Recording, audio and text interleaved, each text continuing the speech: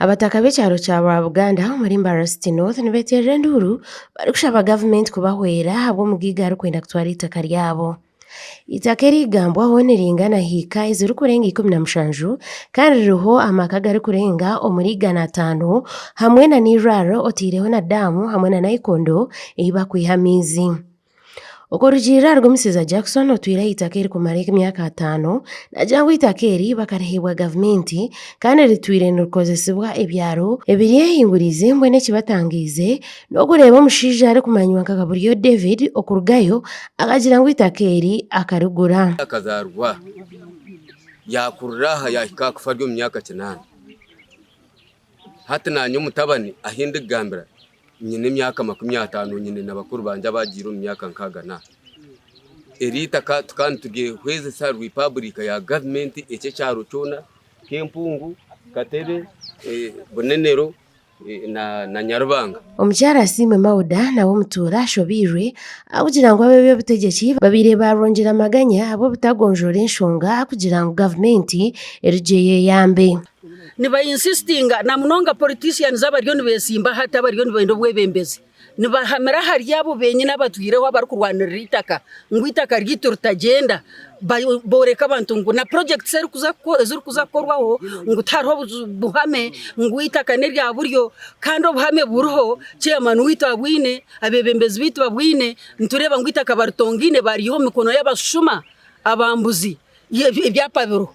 Weka turebe Stephen Chairman LC1 wa Ruchara Buganda nagira ngu we obwahati natina no kurara omukaye abo kuba natunga okutinisirizibbwa kw'amaani kuruga Buryo David nikwo kushaba ku gavumenti eyongeze ebyo byo kwerinda omu kicweka kyabo. Nshaba office ya president kano bo bine buhome kano bo bine mbundu kano bo bine obushobozi amateka kano bo bagine ahabwe cyo gomushija mbamureka naguma ina mpana naturaza tabyami hati nyoni numukani ntinayo akwisha yona nimbasa kuba ndi umukabika mani munongo wale no remesa abantu bekikecho nobonde ndemesa buriyo konka twende kuremesa ko muntu kimanisa ngo ayine abako bamwetorire so nishaba guri ntero muranga bakama banje muri mucurikirize boko atingiza kukitina nte kukigamba mutweze security securing abantu erira abantu bitu abo kuba ogomushije wawe nagize kwibita keri nakira kwija nembundu ari kutindatinisa abantu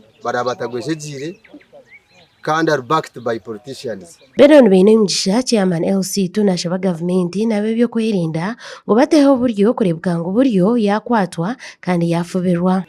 Botsa gavumenti tere security rukumara yaba yizira yagarukire bamukwate bamuvunane koko bakuvunana abandi bantu abo kuba tukumanye mbunde za hari kuziha kandi mu gavumenti tukumanya mu rwaro gukora aho tumanya ko wa taxi ariko taxi park. Mujenano David Buryo nagira ngo itaka iri akarugura kandi yaza no mukoti yayikirizwa akoresa itaka rye. So brandizi ekashaza mwe cyapa ekinaguzire not agreement reka niyo koro batacetegereza je maybe ate cyapa kubasharize mwe cyapa niyo wagira umurandizi gakora sake ngasanga cyapa kirigenuwini natabariza landizi kasoringe cyapa unatabariza landizi twazo mukoti turize myaka 5 nasinga landizi bare stating cyapa ekinabere ni poza wahura ebyabe babere batireho babe kansoringa noza kureba court order na judgment niza kubikwereza erindi tinko bimanya. Division Mayor Mbarasiti North gomiseza cyabwisho nagira ngo bonka kanso